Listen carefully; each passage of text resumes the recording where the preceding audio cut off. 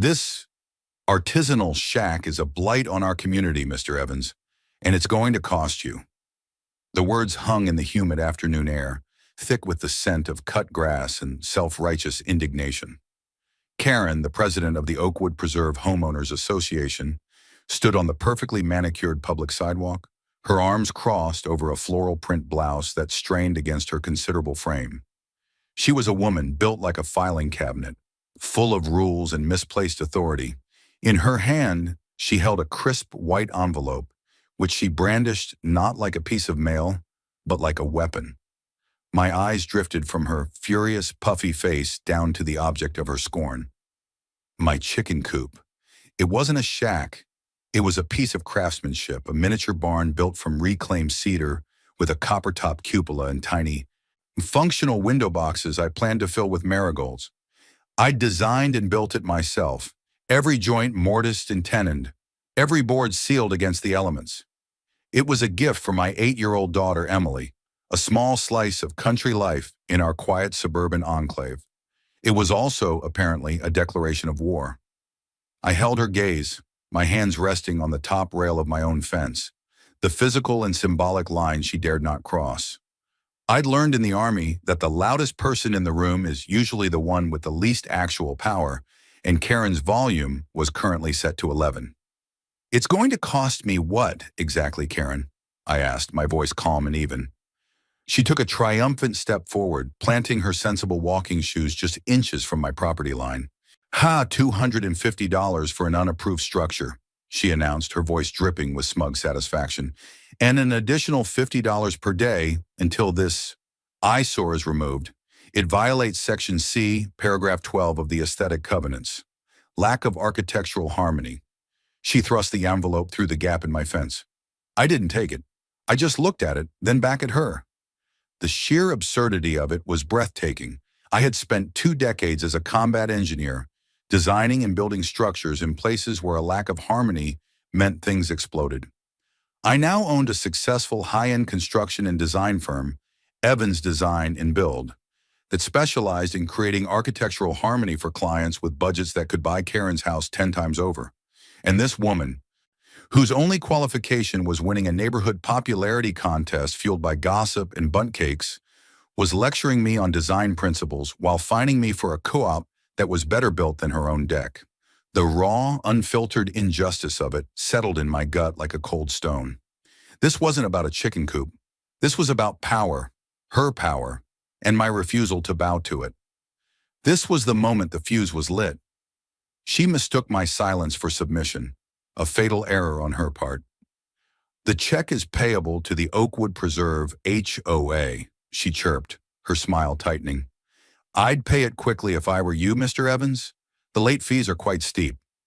She finally dropped the envelope onto my prize-winning petunias, turned with a huff, and marched away, her mission of suburban tyranny complete for the day. I watched her go. It then slowly picked up the envelope. The gears were already turning. She had no idea who she had just picked a fight with. She saw a quiet veteran who kept to himself. She was about to meet the man the Army had trained to dismantle problems, piece by piece, with overwhelming strategic force. This was just the beginning of her end. If you're watching this, I know you've got a story of your own. Hit that subscribe button, because you're not going to want to miss how this plays out. And down in the comments, let me know where you're watching from, and tell me about your own HOA nightmare. You are not alone. Now let me tell you how we got here. I bought this half-acre lot in Oakwood Preserve 3 years ago. It was a little bigger than the others, backing up onto a stretch of protected woodland, which is why I chose it. After 20 years of service, of sand and noise, and the constant thrum of tension, I just wanted quiet. I wanted a place where my daughter Emily could have a dog and a patch of grass to run on. My wife Sarah had passed away from a sudden illness 2 years before my retirement, and my whole world had been reduced to the small, bright light of my little girl. Building a life for her, a stable and happy one, was my only mission now. The HOA was a known quantity, a necessary evil that came with the pristine streets and manicured common areas. I read the covenants before I bought the property. They were dense, filled with legalese and petty restrictions on everything from mailbox color to the acceptable height of lawn gnomes, but nothing that seemed insurmountable for a man who just wanted to be left alone. For the first 2 years, I was a model resident. My lawn was immaculate. My trash cans were never out a minute longer than necessary, and my interactions with the board were non-existent. I paid my dues on time and kept my head down. Then Emily came home from a school field trip to a local farm with her eyes wide with wonder, begging for chickens. She drew pictures of them, wrote stories about them, and checked out every book on poultry from the school library. How could I say no to that? So I started designing the coop. It wasn't just a box to hold birds, it was a project for us. Emily helped me with the drawings, picking the color for the trim, a tasteful barn red, and sketching out where the nesting boxes would go. For me, the construction was therapy. The smell of sawdust, the precision of the cuts, and the satisfaction of fitting a perfect joint. It was a quiet echo of the work I used to do, but without the life or death stakes. It was creation for its own sake, for the joy on my daughter's face. When it was finished, we had a small flock of 6 hens, and the sound of their soft clucking became the new soundtrack to our mornings. Emily would run out in her pajamas every day to check for eggs, her laughter filling the backyard. It was perfect, and that's when Karen noticed. The first letter was a warning, a vaguely worded notice about unauthorized agricultural structures. I responded with a polite registered letter, pointing out that the HOA covenants had no specific prohibitions on keeping hens, and that my structure was smaller than the maximum allowed square footage for a garden shed, which it most closely resembled. I included a copy of the town ordinance that specifically permitted backyard chickens on lots of our size. I thought that would be the end of it. Logic, reason, and municipal law were on my side, but I was foolish. I had tried to reason with an entity that does not operate on reason. I had tried to apply logic to a person whose entire worldview was built on the shaky foundation of her own ego. The confrontation at my fence line was her response. It was her way of telling me that the rules were what she said they were, and the law was secondary to her authority. As I stood there in my yard, the fine in my hand, watching her retreating form, I felt a familiar switch flip in my mind. It was a feeling I hadn't had since my last tour, the cold, clear certainty of an objective. Karen had designated my home as a battlefield. She had chosen the terrain and initiated the conflict. She just didn't realize that in doing so, she'd given me the home field advantage and woken up a soldier who had forgotten what it felt like to lose. The war for the chicken coop had begun. But the true objective was much bigger. It was about taking back my peace and in the process, dismantling her petty kingdom, brick by bureaucratic brick. She had fired the first shot, but I would be the one to fire the last. The coop wasn't an eyesore. It was a symbol of the quiet life I had built, and I would defend it, and my daughter's happiness, with everything I had. The daily fines were an annoyance, but they were also evidence. The first thing I did was create a new file folder, labeling it HOA engagement. Inside, I placed Karen's crumpled notice, a photograph of it lying on my flowers, and my own dated and signed memorandum of the conversation we just had, quoting her words as precisely as I could remember. Documentation is the ammunition of a bureaucratic war. I wasn't angry, not in a hot, uncontrolled way. It was a cold anger, the kind that sharpens your focus. I decided my first move would be to follow the process, to give her the rope. I would appeal the fine through official channels. I called the HOA management company's phone number, a sterile, automated line that led me through a labyrinth of options before I could finally speak to a low-level administrator. I calmly explained that I wished to formally appeal fine number 743B. The woman on the other end of the line sighed, the sound of 1,000 similar calls weighing on her.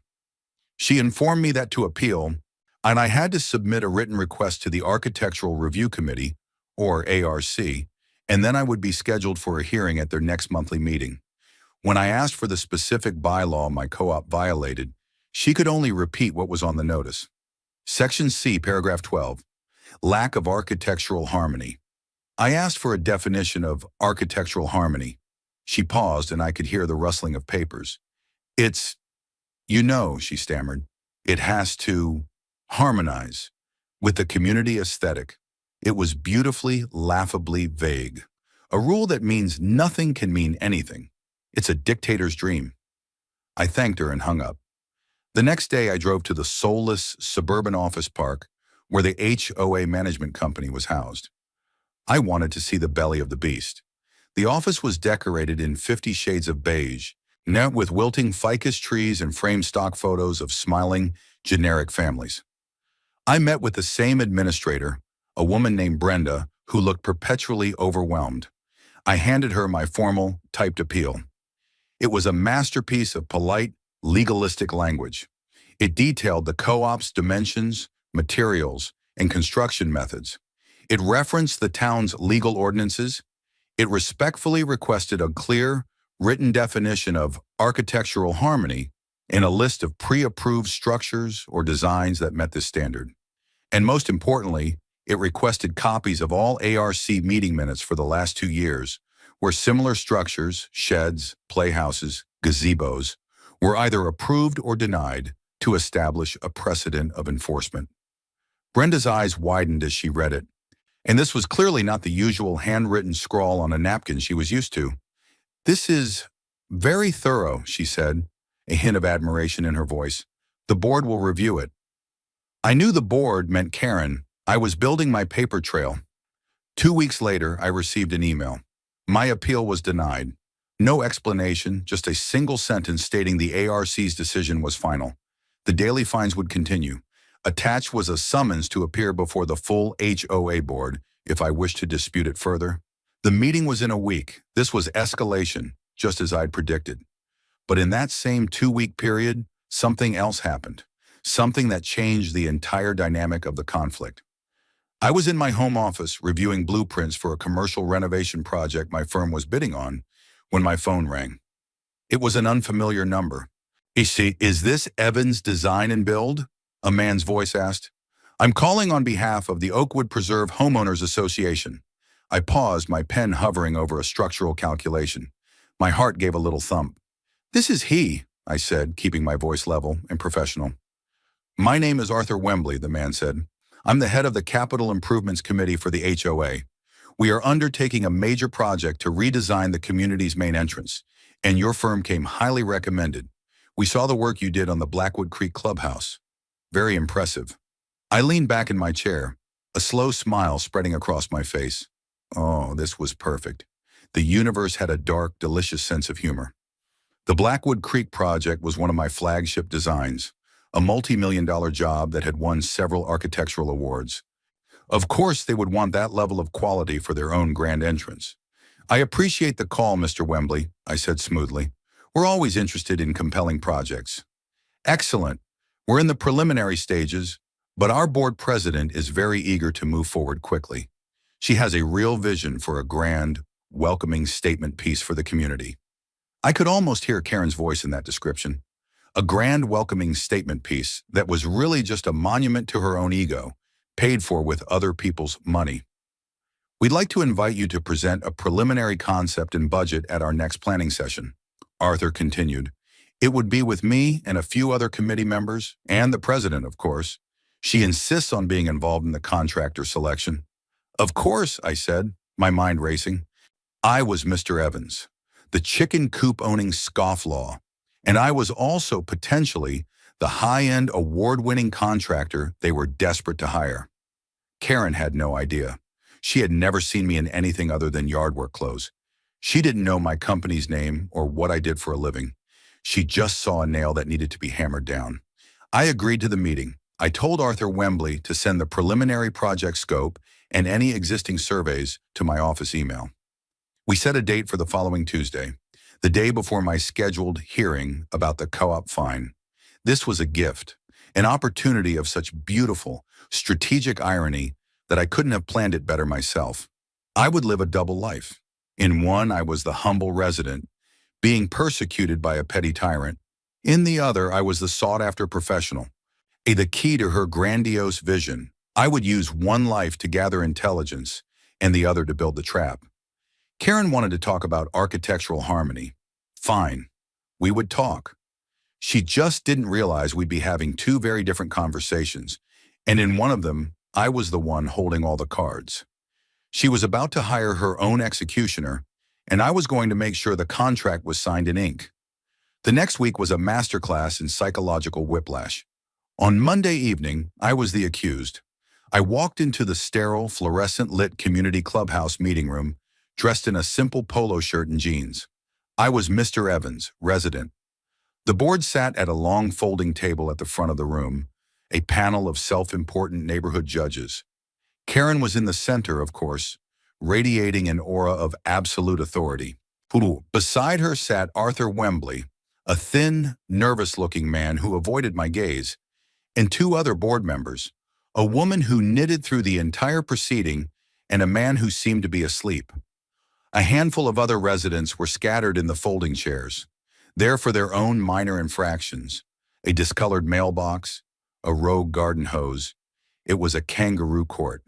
When my name was called, I walked to the podium. Karen looked down at me with a dismissive air.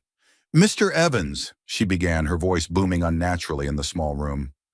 "We are here to discuss your continued violation of community standards. The Architectural Review Committee has denied your appeal. The fines now stand at $950. Do you have anything to say before we vote on placing a lien on your property for failure to comply?" The threat of a lien was a serious escalation, but I remained calm. "Yes, I do," I said, my voice steady. "I would like to once again formally request the specific written criteria for architectural harmony. I would also like to enter into the record my unanswered request for precedent, a list of all similar structures reviewed by the ARC in the past 24 months and the disposition of those cases." I placed a neatly typed document on the table in front of her. It was a formal reiteration of my earlier points, but now it was public record, witnessed by the other residents. Karen glanced at the paper as if it were contaminated. "The committee's decisions are based on the collective aesthetic judgment of its members, Mr. Evans. It's not something that can be boiled down to a checklist. So a rule can be enforced, fines can be levied, and liens can be placed on a resident's home, all based on a subjective feeling?" I asked, letting the question hang in the air. A murmur went through the few residents in the audience. Arthur Wembley shifted uncomfortably in his seat. Karen's eyes narrowed. "The rules are the rules. You will remove the structure, or you will face the consequences. The board votes to authorize council to begin lien proceedings. All in favor?" Her hands shot up. The knitter and the sleeping man, jolted awake, slowly raised theirs. Arthur hesitated for a fraction of a second, then reluctantly followed suit. It was unanimous. "The motion passes," Karen declared with a gavel-like finality. "You have 30 days to remove the coop and pay the fines." Next case. I was dismissed. I walked back to my seat, my face a mask of neutrality, but inside the engine was roaring. She had overplayed her hand. The subjectivity of the rule, the denial of my reasonable request for clarification, the immediate jump to a lien. It was a textbook abuse of power, and I had it all on the record. The very next afternoon, I pulled my company's clean, unmarked Ford F-250 King Ranch into the same parking lot. I was wearing a tailored blazer, pressed slacks, and a crisp button-down shirt. I was carrying a leather portfolio. I was no longer Mr. Evans, the pariah. I was Mr. Evans, the principal of Evans Design and Build. I walked into the same clubhouse, but this time I was escorted to a smaller, more comfortable conference room with leather chairs and a polished wood table. Waiting for me were Arthur Wembley, our another committee member, and Karen. When she saw me, her face broke into a wide, ingratiating smile. There was not a flicker of recognition in her eyes. To her, the man in the jeans from last night and the man in the expensive blazer today were two entirely different species. "Mr. Evans, so wonderful to finally meet you," she gushed, extending a hand.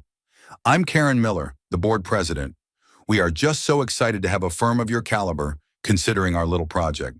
I shook her hand, my grip firm and professional. "The pleasure is all mine, Ms. Miller," I said, my voice the epitome of business-like cordiality. "Arthur has told me a great deal about your vision for the entryway." "Oh, please, call me Karen," she insisted. "Yes, it's going to be transformative. Stone pillars, perhaps a water feature. Something that says exclusivity and permanence." For the next hour, I put on a performance. I unrolled architectural renderings of past projects. I talked about material sourcing, structural engineering, and landscape integration. I used terms like sightline analysis, durability indexing, and integrated lighting schematics.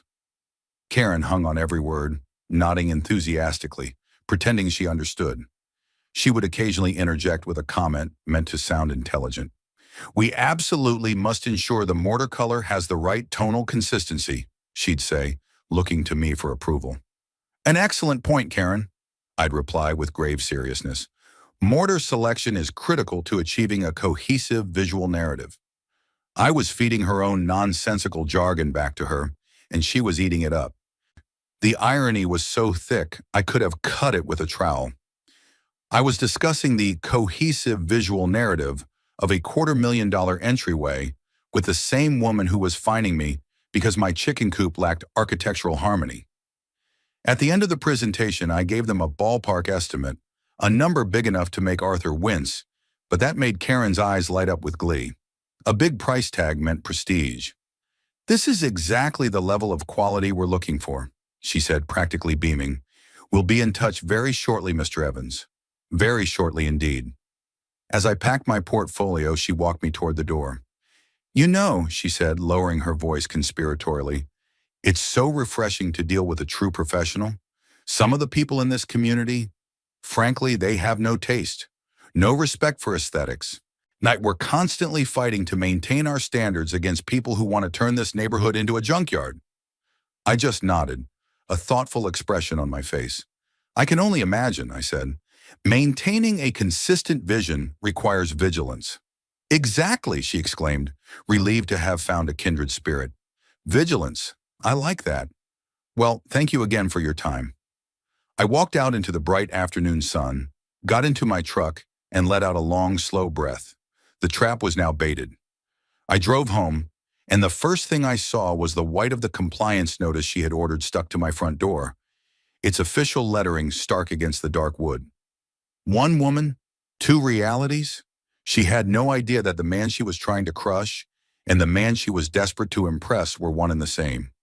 And I was going to use her own ambition, her own snobbery, as the lever to bring her entire corrupt world crashing down.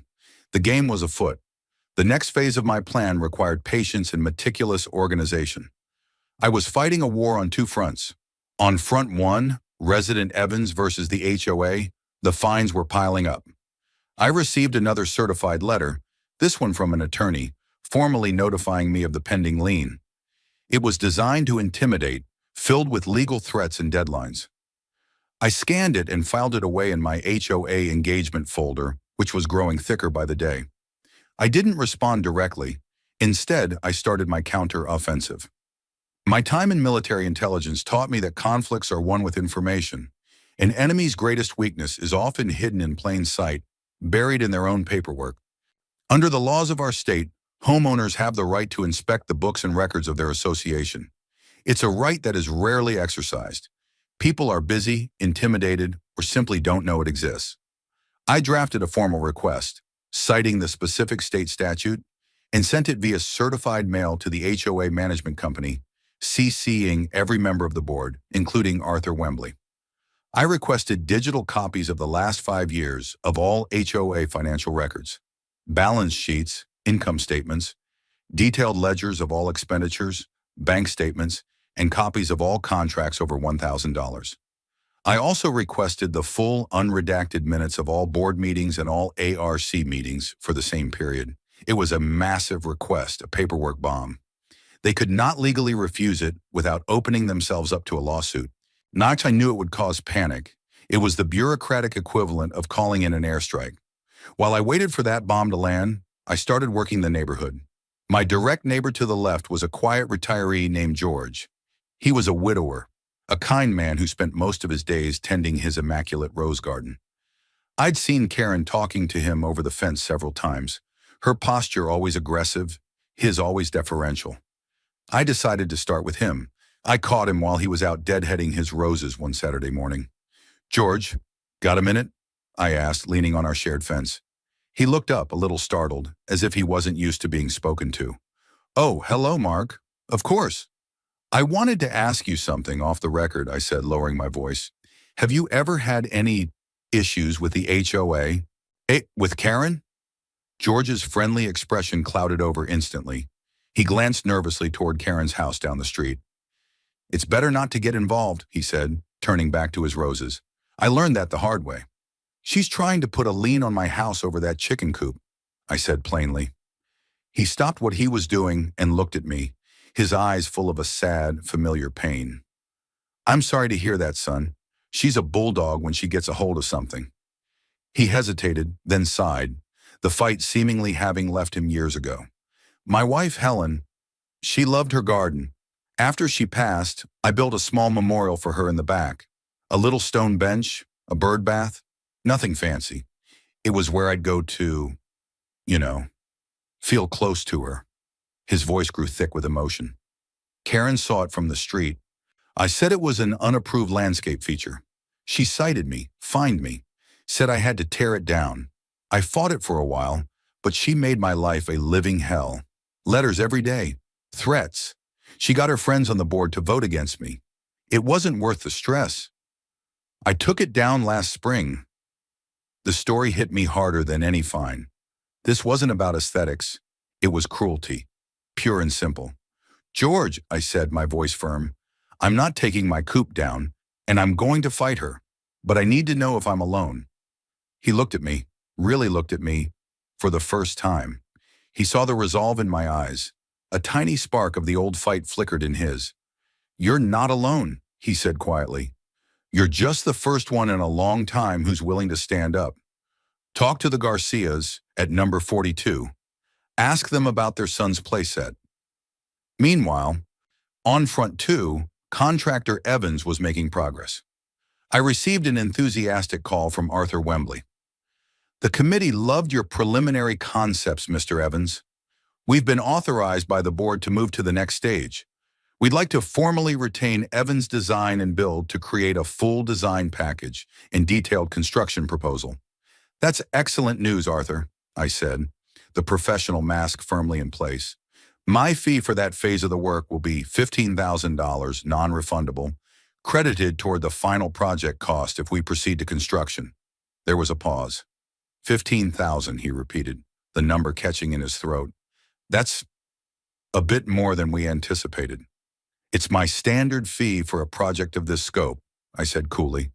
It covers comprehensive architectural plans, 3D renderings, structural engineering assessments, and a guaranteed maximum price construction bid. You're paying for certainty, Arthur. My clients find it's worth every penny. I knew Karen's desire for a prestige project would override any fiscal concerns. I was right, Arthur called back an hour later. The board has approved the fee. Karen is very excited to see the renderings. She's already talking about a groundbreaking ceremony. Excellent, I said. I'll have my office draw up the design contract and send it over. The two fronts of my war were beginning to converge. The HOA was now paying me a handsome sum to design the trap that would ultimately expose their own corruption. The beauty of it was almost poetic. They were funding their own demise. My request for the HOA's records was met with predictable resistance, which the management company sent back a letter stating that my request was overly broad and burdensome. It was a standard stalling tactic. I had my lawyer, a sharp-witted former JAG officer named Dave, send back a blistering reply. It cited the specific penalties under state law for failing to comply with a homeowner's records request, including daily fines payable to me and the mandatory awarding of legal fees. We gave them 5 business days to comply or face a lawsuit. They folded. 3 days later, a link appeared in my inbox to a massive zip file. It was over a gigabyte of data, scanned PDFs of bank statements, meeting minutes scribbled on legal pads, and blurry copies of contracts. It was a mess, deliberately disorganized to be as unhelpful as possible. They were betting I wouldn't have the patience to sift through it. They bet wrong. For the next 2 weeks, I spent my nights at my dining room table, which had become my command center. The table was covered in spreadsheets, printouts, and highlighters. Emily would be asleep upstairs, the house quiet except for the hum of the refrigerator and the scratching of my pen. It was like piecing together enemy intelligence reports.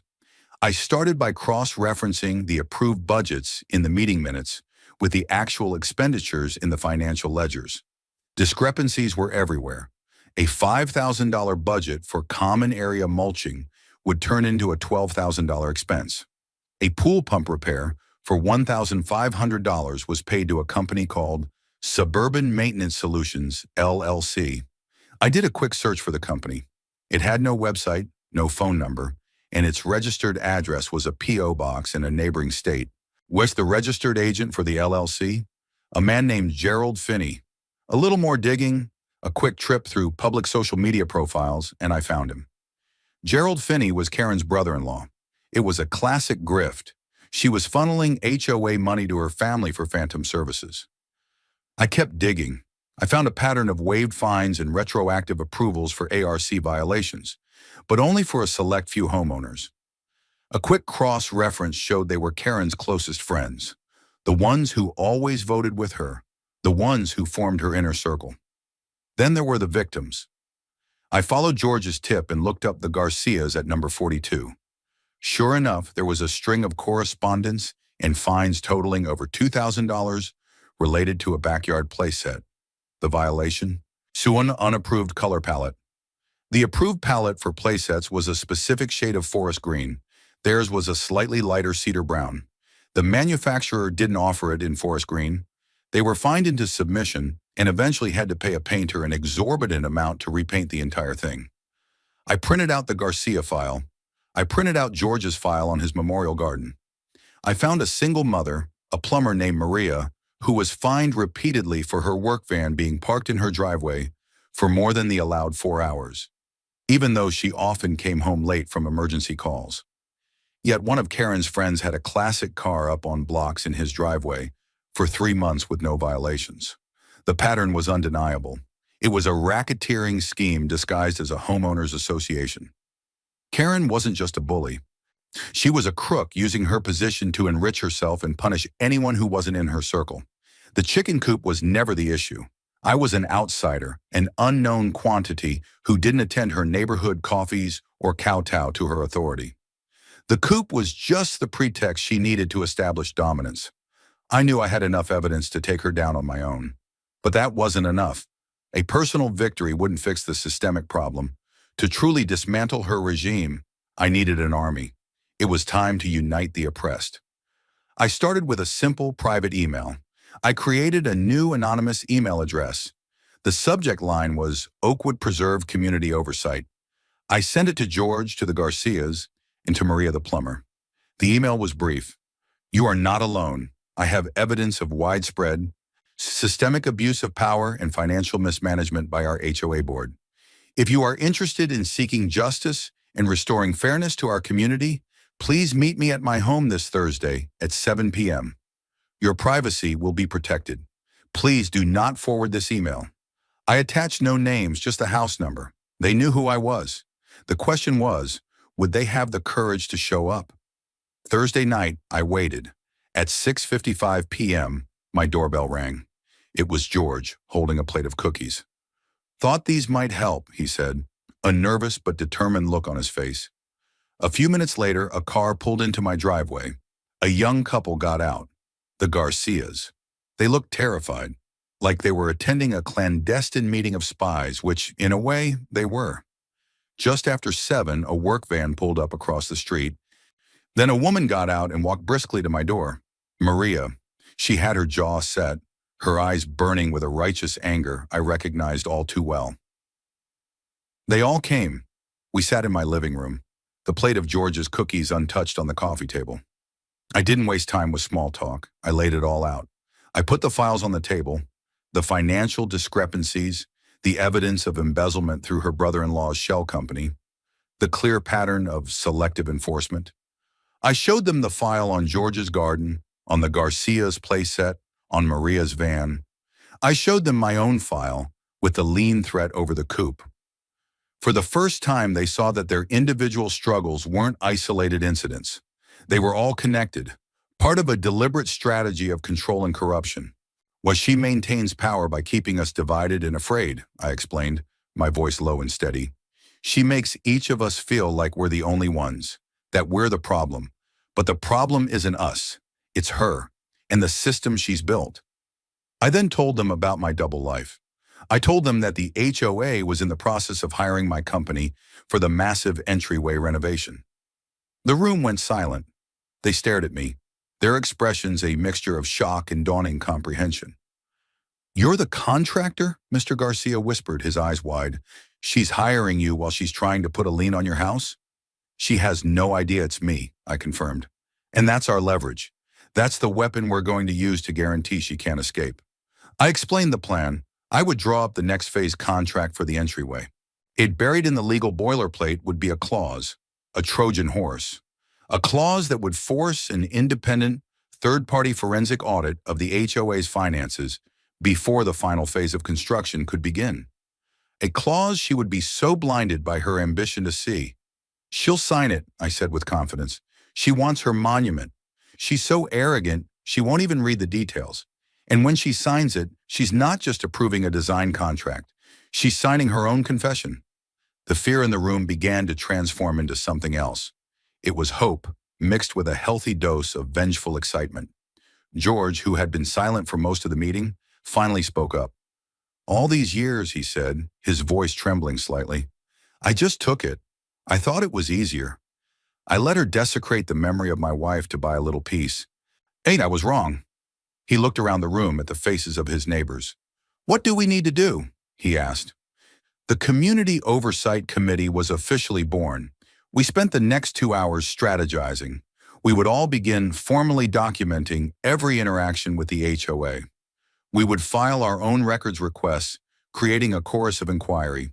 We would quietly reach out to other neighbors we suspected were also victims. We were no longer isolated individuals. We were a unit. When they left my house late that night, the atmosphere had completely changed. The fear was gone, replaced by a cold, hard resolve. We had a plan, we had a leader, and we had a target. Karen thought she was fighting a lonely homeowner over a chicken coop. She had no idea she was now at war with a coordinated insurgency. HOA and her own grand ambition was about to become the instrument of her downfall. The design contract for the entryway project was a work of art. I spent 2 days on it with my lawyer, Dave. On the surface, it was a standard, ironclad agreement for architectural services. It detailed the scope of work, the deliverables, which included stunningly realistic 3D renderings I knew Karen wouldn't be able to resist showing off, and the payment schedule. It was professional, thorough, and utterly boring to a layperson. And buried deep within Section 8, Project Contingencies and Due Diligence, subsection 8.4c, was the kill shot. The language was dry, legalistic, and perfectly designed to be skimmed over by someone in a hurry. It read, "As a precondition for the release of final construction drawings and the commencement of Phase 2, construction, the client, Oakwood Preserve HOA, agrees to commission and complete a full, independent financial audit covering the preceding 24-month fiscal period. This audit is to be performed by a certified forensic accounting firm mutually agreed upon by both client and contractor.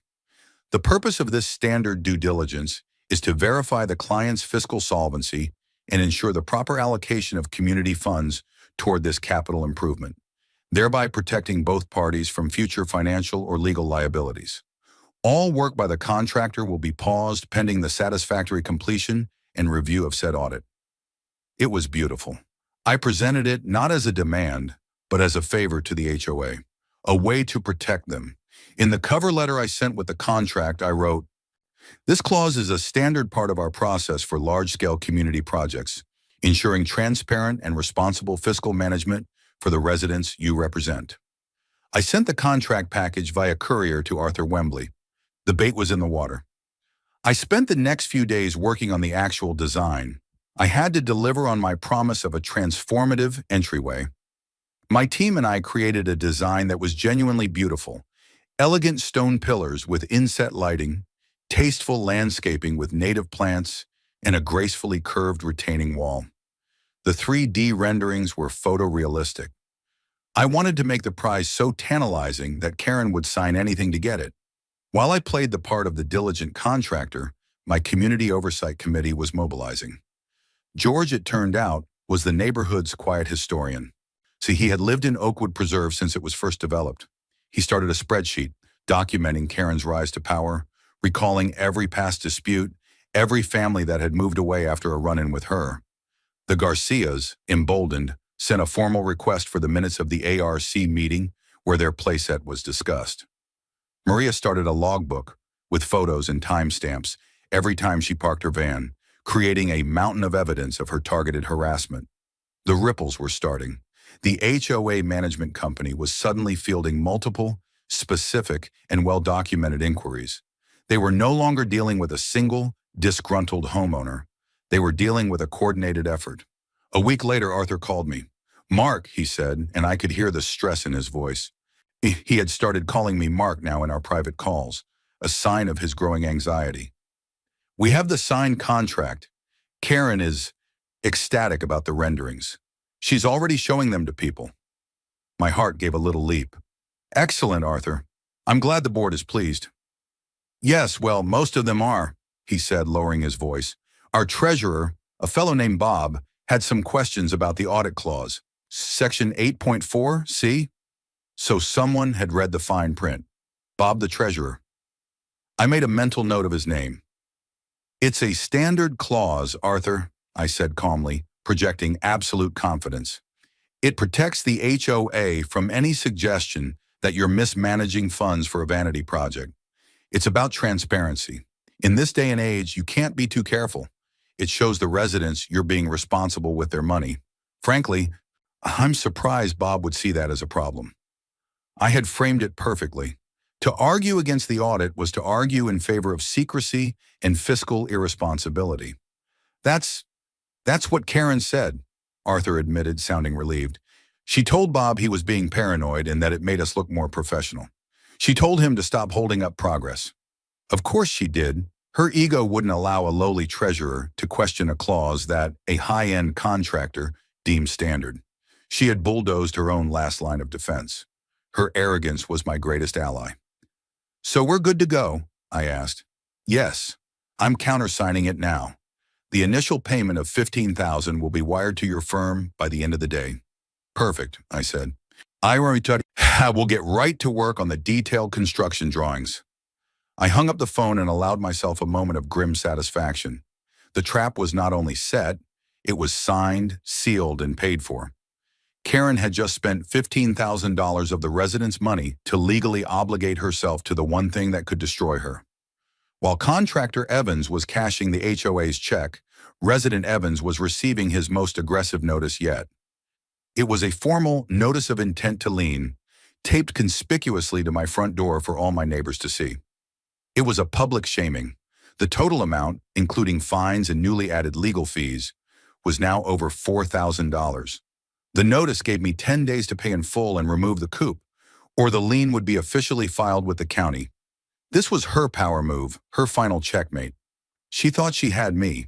I took a photo of the notice on my door, filed it away, and went back to my workshop to cut some sample stones for her grand entryway. The split between my two realities was becoming almost comical. One evening, Emily came into my office while I was reviewing the HOA's bank statements. She put her arms around my neck. "Is the mean lady going to make us get rid of the chickens, Daddy?" she asked, her voice small. I looked away from the spreadsheet filled with Karen's crimes and pulled my daughter onto my lap. I looked into her worried eyes. "No, sweetie," I said, my voice softer than it had been in weeks. "The mean lady is not going to win. I promise you. The chickens are safe." It was a promise to her and a promise to myself. This fight was no longer just a strategic game. It was about protecting my daughter's happiness and the home I had built for us. Karen had tried to take my peace, and now she was threatening my child's joy. She had crossed a line she didn't even know existed. I would give her a few more weeks to bask in the glow of her imaginary victory. I would let her brag about her brand new entryway and the fancy contractor she had hired. I would let her feel the full, unassailable weight of her power. The higher I let her climb, the farther she would have to fall. And I would be there to document every inch of her descent. The fall was coming, and it was going to be spectacular. The 10-day deadline on the lien notice came and went. I did nothing. I didn't pay the fine. I didn't remove the Coop. I didn't even call their lawyer. I just let the silence hang in the air, a deliberate act of defiance. This I knew would infuriate Karen. Her power depended on immediate compliance born of fear. My refusal to even acknowledge her ultimate threat was a direct challenge to her authority. The response was swift. A letter arrived from the HOA's law firm, a smarmy group that specialized in squeezing homeowners. The letter stated that since I had failed to comply, a lien had now been officially filed against my property with the county clerk's office. It was official. My home, my biggest asset, now had a black mark on its title, a legal claim that would have to be settled before I could ever sell or refinance. For most people, this would be the moment of panic, the point where they give in. For me, it was the signal to launch the next phase of the operation. The enemy had fully committed their forces. It was time for the counterattack. I picked up the phone and called Dave. They filed the lien, I said. Good, he replied, his voice calm and predatory. They've taken the final step. Now we hit them from two directions. First, we addressed the lien directly. Dave drafted a formal legal response. It was not a plea for mercy. It was a declaration of war. The letter sent to the HOA's lawyers and the entire board of directors stated that we were formally disputing the validity of the lien on multiple grounds.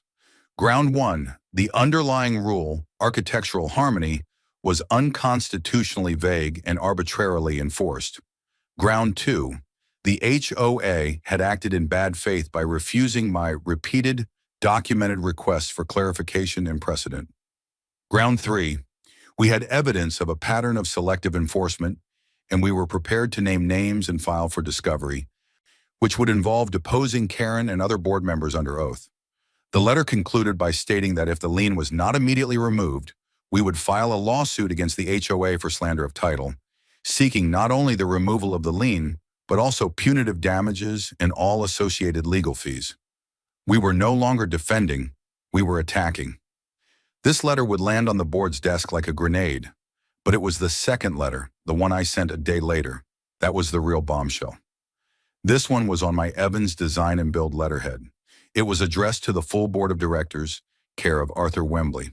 The subject line was stark: project suspension, Oakwood Preserve entryway renovation. The letter was polite, professional, and absolutely devastating.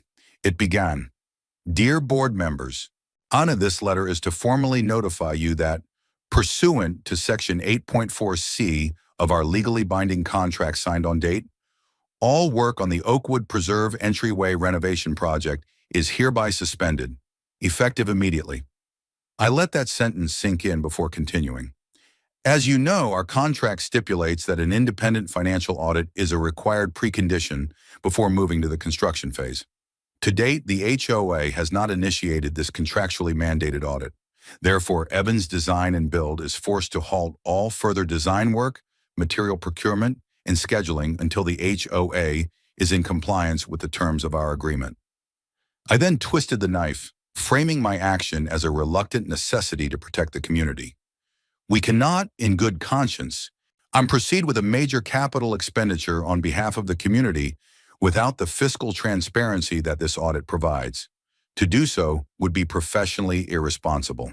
And then the final, elegant checkmate. We have taken the liberty of selecting a highly reputable firm, Sterling Forensic Accounting, to conduct the audit. Their engagement letter is attached for your review. Please notify us when you have engaged their services and the audit is underway. We look forward to resuming this exciting project once this crucial due to diligence step is complete. I CC'd my lawyer, Dave, on the letter. Within hours of that letter being delivered, my phone rang. It was Arthur. He sounded like he was having a panic attack. Mark, what is this? Project suspension? I'm getting frantic calls from everyone. And Karen she's losing her mind. I'm sorry, Arthur, I said, my voice betraying no emotion. My hands are tied. It's in the contract. We can't move forward until the audit is done. It's a liability issue. An audit, he stammered. But that will take months. And Karen she's saying this is a shakedown. She wants to sue your company for breach of contract. I almost laughed. Breach of contract? Arthur, you're the ones in breach. You signed the contract. You agreed to the audit. I'm simply enforcing the terms you agreed to. Tell your lawyer to read Section 8.4C and tell him my lawyer is already looped in. Suing me would be a catastrophic mistake for the HOA. There was a long silence on the other end of the line. I could hear the gears turning in his head, the slow, horrifying realization of the trap they were in. They couldn't move forward with their grand project, the one Karen had been trumpeting all over the neighborhood. And the only way to get it started again was to submit to a forensic audit that she clearly could not afford to have happen. Furthermore, they now had a second, even more serious legal threat hanging over their heads regarding the lien on my property. They were caught in a pincer movement. "What do you want, Mark?" Arthur finally asked, his voice a whisper. The question was telling. He was no longer seeing me as a contractor. He was seeing me as an adversary. "I want what the contract says," I replied coolly. "I want the audit. Once it's complete and the HOA's finances are verified, I'll happily finish the job we were hired to do. It's as simple as that." I hung up. The ball was in their court. I knew what would happen next. And the board members, who had blindly followed Karen, were now staring at two massive legal and financial crises. The Entryway project was dead in the water, a public embarrassment, and they were facing a costly lawsuit over a petty fine on a chicken coop. Their loyalty to Karen, which was based on her perceived power and ability to get things done, was about to evaporate. Her power was an illusion, and I had just turned on the lights.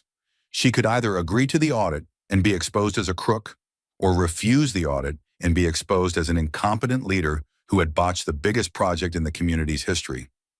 There was no good option for her. Her kingdom was beginning to crumble, and I hadn't even raised my voice.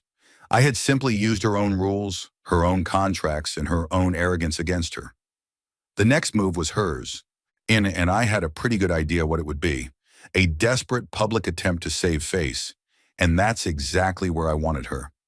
Karen's response was exactly what I'd predicted: a frantic, ill-conceived attempt to control the narrative. An email went out to the entire community. "Urgent, emergency all residents meeting," it screamed in a bold red font. Subject: important update on Entryway project and malicious community sabotage. The email, clearly written by Karen in a fit of pique, was a masterpiece of passive-aggressive spin. It spoke of unforeseen complications with the Entryway contractor, vaguely referring to unprofessional demands and attempts to extort the community. It didn't mention the audit, of course. It framed the issue as a simple contract dispute with an unreasonable vendor. Then it pivoted, connecting this sabotage to a small but vocal group of residents who are actively working to undermine our community standards and property values. It was a thinly veiled attack on me and anyone who had dared to question her. The meeting was scheduled for the following Wednesday in the community center. This was her chosen battlefield. She intended to use a public forum to shame the difficult contractor and rally the residents to her side, painting herself as the victim, the noble protector of the community under siege. She had no idea I was bringing my army. The Community Oversight Committee went into action. We used our own quiet network. Emails, text messages, and phone calls went out. The meeting on Wednesday is critical. You need to be there. The truth is not what Karen is telling you. I'll be there to show your support for transparency. George went door to door, speaking to the older residents he'd known for years, people who had long been silent. The Garcias talked to other young families in the neighborhood playground. Maria spoke to the various service workers and tradespeople she knew who lived in the community and had faced similar harassment. We weren't just inviting people, we were preparing them. We told them to be ready to listen and to be ready to speak. The night of the meeting, the community center was packed. It was the largest turnout for an HOA meeting in the neighborhood's history. Usually these things were attended by the board and a half dozen retirees. Tonight the room was standing room only. The energy was tense, electric. And I saw faces I recognized from my research. The family fined for having their basketball hoop 2 inches too close to the sidewalk. The couple forced to repaint their front door because it was the wrong shade of white. They were all here. My allies and I spaced ourselves throughout the room. We didn't sit together. We were just part of the crowd. I took a seat in the back next to George. He gave me a firm, steady nod. I was dressed as Resident Evans again, simple khakis and a polo shirt. I wanted to be unassuming. I wanted her to completely underestimate me one last time. Karen and the board took their seats at the front table. She looked flushed but confident, energized by the large crowd she mistook for her adoring supporters. Arthur Wembley sat beside her, looking pale, and drinking a glass of water with a trembling hand. The other board members looked deeply uncomfortable. Karen banged a gavel on the table. "Thank you all for coming on such short notice," she began, her voice resonating with false sincerity. "As you know, I have always worked tirelessly to protect and enhance the beauty and value of our wonderful community." She launched into her pre-rehearsed speech, detailing the grand vision for the new entryway. She held up the beautiful 3D renderings my company had produced, taking full credit for the design. The crowd murmured in appreciation. This was the carrot. Then came the stick. "Unfortunately," she said, her tone shifting to one of grave disappointment, "we have hit a roadblock. The contractor we hired, a firm called Evans Design and Build, has attempted to hold this project hostage." The crowd murmured again, this time with concern. "They have made unreasonable and unprofessional demands outside the scope of our agreement in an attempt to extort more money from the community. They have suspended all work, jeopardizing the entire project." She let that sink in. This action, I believe, is not happening in a vacuum. It is part of a coordinated effort by a few disgruntled residents who object to our community standards. They would rather see our neighborhood decline than follow the same rules as everyone else. They want to tear down everything we've worked so hard to build. She was painting a picture of me, the anonymous contractor, in league with me, the troublemaking resident, without ever realizing they were the same person. It was a brilliant, unintentional irony. She felt she had the crowd in the palm of her hand. She made the mistake of asking a rhetorical question. "So, we are at a crossroads. Do we give in to this extortion? Do we let a few malcontents and an unprofessional contractor dictate the future of our community?" This was my moment. I stood up from the back of the room. My movement was quiet, but in the packed room, it drew attention. Heads turned. "Excuse me, Madam President," I said, my voice calm but carrying easily to the front. "My name is Mark Evans. I'm a resident here at 112 Willow Creek Lane." Karen's eyes found me. A flicker of annoyance crossed her face. She recognized me as the chicken coop guy. "Mr. Evans, this is a discussion about the Entryway project. If you have a personal grievance, you can schedule time at a regular meeting." "Actually," I said, taking a few steps forward into the center aisle, I believe I can shed some light on the contractor's concerns." The room went dead silent. Everyone was looking at me. Karen's expression soured. "I doubt that very much," she said dismissively. "You see," I continued, my voice never rising, but gaining intensity, "I'm the owner of Evans Design and Build." I let the words hang in the air for a solid 5 seconds. A wave of gasps and whispers swept through the room. People were turning to each other, their eyes wide. I looked directly at Karen. Her face went through a rapid series of emotions: confusion, disbelief, dawning horror, and finally pure, unadulterated rage. Her mouth opened, but no sound came out. She looked like a fish gasping for air. Her carefully constructed narrative had just been obliterated with a single sentence. "That's right," I said, my gaze sweeping the room to include everyone. "I'm the unprofessional contractor, and I'm the disgruntled resident, and I'm here to tell you that you are being lied to." I held up a copy of the contract. The unreasonable demand I made was for an independent financial audit of the HOA's books, a clause that your president, Karen Miller, personally approved and signed into contract, a clause designed to protect your money. Another wave of murmurs, this time louder, more agitated. "I suspended the project because our contract requires it, and because I, as a resident, refuse to allow $250,000 of our community's funds to be spent without basic financial transparency. The question you should be asking Karen is not why the contractor is demanding an audit. And the question you should be asking is, what is in those financial records that she is so desperate to hide?"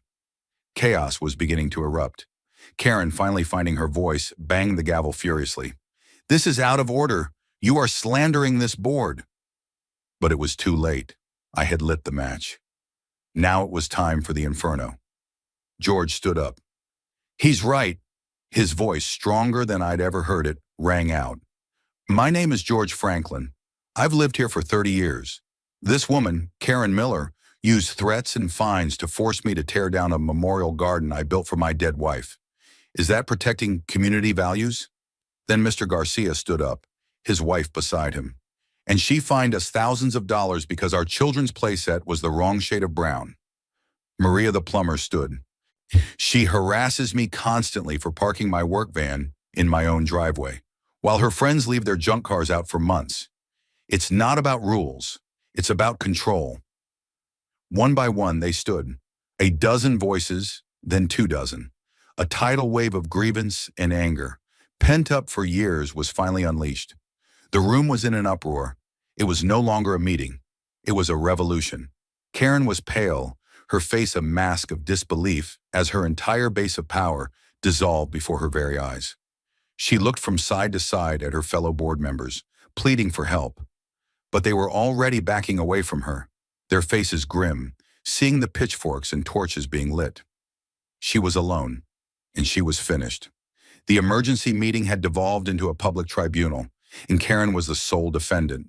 The room was a cacophony of angry, energized residents, each with a story of petty tyranny, unjust fines, and blatant hypocrisy. Karen sat at the front table, stunned and silent, as the carefully curated image of herself as a benevolent community leader was systematically torn to shreds by the very people she claimed to serve. Arthur Wembley, seeing the direction the tide was turning with absolute clarity, made a move to save himself. He stood up and held up his hands for quiet. Please, please, everyone, he shouted over the din. The room slowly quieted, the residents eager to see how the board would respond. Clearly, Arthur began, his voice shaky but firm, there are serious allegations that have been brought to light tonight, allegations that the board takes very, very seriously. He did not look at Karen. He looked at the crowd. He looked at me. As a board member, when I was not aware of the extent of these issues, and I was not aware that Mr. Evans, our resident, was also Mr. Evans, our contractor. That information was not disclosed to the full board. He was already throwing her under the bus. In light of this, I move for 2 immediate actions, he announced. First, I move that the board immediately vote to authorize the full, independent forensic audit, as stipulated in the contract with Evans Design and Build, to be conducted by the firm he recommended, Sterling Forensic Accounting. Second, I move that President Karen Miller be immediately suspended from all presidential duties and stripped of all signing authority, pending the results of that audit. A massive cheer erupted from the crowd. Karen shot to her feet, her face purple with rage. You can't do this, Arthur. This is my board, and I appointed you. Actually, Karen, the residents elected us, the knitting woman said, putting down her needles for the first time all night. Her voice was quiet but cold as ice. And I second the motion? The sleeping man, now wide awake, chimed in. I vote aye. Arthur looked at Karen. The motion is seconded and has 2 votes. All in favor of suspending the president and authorizing the audit, say aye. Aye, came the chorus from the 3 board members. Karen was the only one silent. The motion passes, Arthur declared, his voice filled with a newfound authority. Karen, you are hereby suspended. Please turn over the gavel. For a moment, I thought she might refuse, that she might physically fight him for it. But as she looked out at the sea of hostile faces, she seemed to shrink. The fight went out of her. Defeated, she slapped the wooden gavel down on the table and sank back into her chair, a queen dethroned in a community clubhouse. The meeting was adjourned, but no one left. Instead, people started talking to each other, sharing stories, exchanging phone numbers. The Community Oversight Committee, once a clandestine group of 4, had just expanded to include half the neighborhood. George was surrounded by people, patting him on the back. The Garcias were laughing with another family. A sense of liberation filled the room. I quietly slipped out the back. My work for the night was done. The next morning, I received a call from Arthur, who was now the acting president. He was apologetic, exhausted, and eager to be on my good side. Mark, he said, I am so sorry. I had no idea. The board has already signed the engagement letter with the auditors. They're starting on Monday. That's good to hear, Arthur, I said. And the lien? Our lawyer is filing the paperwork to have it removed this morning, and we are expunging all fines related to your structure. The board has also voted to place a moratorium on all ARC violation notices until the bylaws can be completely reviewed and rewritten. It was a total surrender. What about the Entryway project? He asked tentatively. I'm formally withdrawing my company from the project, I said. There's an obvious conflict of interest now. I'll be refunding the $15,000 design fee. My goal was never to build your entryway. It was to ensure our community was being run honestly. I could hear his sigh of relief, when he knew my continued involvement would be untenable. However, I added, I would be happy to consult pro bono with the community and the new board to help you select a new contractor and develop a new design that reflects what the residents actually want. Thank you, Mark, he said, his voice thick with gratitude. Thank you for everything. The auditors from Sterling Forensic Accounting arrived on Monday. They were exactly what I'd hoped for. A team of humorless sharks in gray suits, armed with laptops and an unquenchable thirst for financial malfeasance. They set up shop in the HOA office, and the management company was ordered to give them unrestricted access to everything. A week later, I got a call from the lead auditor. Mr. Evans, he said, his voice dry and professional, we've only just scratched the surface. Oh, but you may want to prepare your community for some rather shocking news. The corruption is extensive. He proceeded to give me the highlights. The shell company owned by Karen's brother-in-law, Suburban Maintenance Solutions, LLC, had received over $150,000 from the HOA over the past 4 years for landscaping and maintenance services. The auditors could find no evidence that any significant work had ever been performed. Invoices were vague, often for round, even numbers, and approved solely by Karen. They also found that Karen had been using the HOA credit card for personal expenses, disguised as community-related purchases. A $2,000 charge at a high-end furniture store was coded as clubhouse furnishings. A series of expensive dinners were labeled board planning sessions. She had even used HOA funds to pay for the property taxes on her own home one year, labeling it an administrative expense. The auditors also uncovered a kickback scheme with the pool maintenance company, where the company would overbill the HOA by 30% and then kick half of that overage back to Karen in cash. The total amount of fraud, embezzlement, and theft they had uncovered so far was approaching $250,000. This was no longer just an HOA matter. The auditor informed me that, by law, they were obligated to report their findings to the district attorney's office. Karen wasn't just facing removal from the board. She was facing serious felony criminal charges. The news spread through the neighborhood like wildfire. The initial anger gave way to a grim, sober reality. Our community had been systematically robbed by the very person entrusted to protect it. The sense of betrayal was profound, but with it came a sense of purpose. We had to clean house and rebuild. The remaining board members, under intense pressure from the residents, all agreed to resign, paving the way for a special election. The final act of the drama unfolded not in a tense meeting room, but on a quiet Tuesday morning.